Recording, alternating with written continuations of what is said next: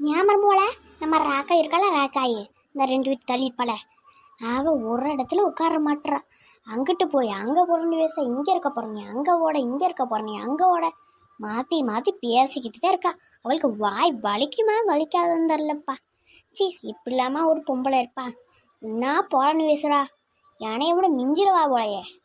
கேள்வியை பாரு, நீ மட்டும் இப்போ என்கிட்ட புறணி தானே பேசிகிட்டு இருக்கோ, அதுக்கு ராக்காயை கூட பரவாயில்ல. இன்னைக்கு புறணி பேசுவா பல பல பல பல கொள்ள கொள்ளக்கொள்ளன்னு பேசிகிட்டு இருப்பேன். சி இப்பெல்லாம் ஒரு பொம்பளை அடுத்தவங்களுக்கு சொல்லிக்கிறா. அவங்க சரியா இருந்தால் தான் அடுத்தவங்களுக்கு பேசணும். அவளை சரியா இல்லை, அடுத்தவங்களுக்கு பேச மாட்டா. சி என்ன மருமவளை, நான் சொல்கிறது கரெக்டு தானே? கரெக்டு தான் தே, கரெக்டு தான். மூஞ்சி மருமவளை, யார் யாரெல்லாம் புறணி பேசுவாங்கன்னு பேர் சொல்லவா? நீ சொல்லாம எனக்கான வந்துச்சு. சொல்லுங்க. அம்மாளு, அதுக்கப்புறம் வேற யாராவது சங்கம்மா, அதுக்கப்புறம் பஞ்சு ராணி, பத்திரான்னு ஒரு பேர் இருக்கா, அது உனக்கு தெரியாது. 4 பேர். அதுக்கப்புறம் ஒருத்தவ இருக்காளே சடையாண்டி அம்மா இருக்காள, அவள் பேர் என்னமோ சொல்லுவாங்க அவ. அதுக்கப்புறம் தனம், அதுக்கப்புறம் மொத்தம் 6 பேர் 7 பேர் இருப்பாங்க தெரியுமா? அவன் பேரையும் சேர்த்தா அதுல 8 பேர். சரி மருமலை, வயிறு பசிக்கு சாப்பாடு போடு. என்ன சாப்பாடு? மூஞ்சி சாப்பாடு. என்ன மருமலை?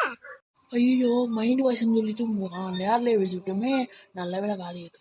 இல்ல சாம்பார் சாப்பாடுன்னு சொன்னேத்தே. இந்தாங்கத்தே சாப்பிடுங்க. மருமலை தண்ணி தண்ணி தண்ணி உடைக்குது. மருமவளே, கண்ணில இருந்து தண்ணியா வலிச்சு மருமவளே, போய் தண்ணி எடுத்துருவா மருமவளே, தண்ணி அடிக்கிச்சு மருமவளே. ஐயோ மருமவளே, வயிறெல்லாம் பொறுங்குது மருமவளே. என்னத்த மருமவளே அந்த சாம்பார்ல போட்டேன், இந்த சட்னிலையும் என்ன மருமவளே போட்டேன், வயிறு காந்துது மருமவளே, பொறுமலை பண்ணுது மருமவளை, வயிறு வலிக்குது மருமவளை. என்னத்த மருமவளை போட்டாச்சோட இதுக்கு பாதில் சொல்லு மருமவளை. எத்தே நான் புதுசாக ஒன்று ட்ரை பண்ணேத்தே. ஏன் இப்படி பண்ணுறீங்க? உங்கள் வயிறுக்கு வயசானனால ஒரு மாதிரி இருக்குதே. இந்த சாம்பார்லாம் சூப்பர் தான் பண்ணேன். என்னென்ன போட்டேன்னு தெரியுமா? அதில் கொஞ்சோன்னு வெங்காயம் போட்டேன், அப்புறம் தக்காளி போட்டேன், அதுக்கப்புறம் முருங்கைக்காய், அதுக்கப்புறம் கேரட்டு, அதுக்கப்புறம் பீன்ஸ் போட்டேன். அதெல்லாம் போட்டு பருப்பு போட்டு வதக்கி என்னமோ பண்ணிட்டேன் தே. அதுக்கப்புறம் குழம்பு கரண்டியில் 4 கரண்டி ஸ்பூனாக அள்ளி போட்டேன் தே, குழம்பு பொடிய.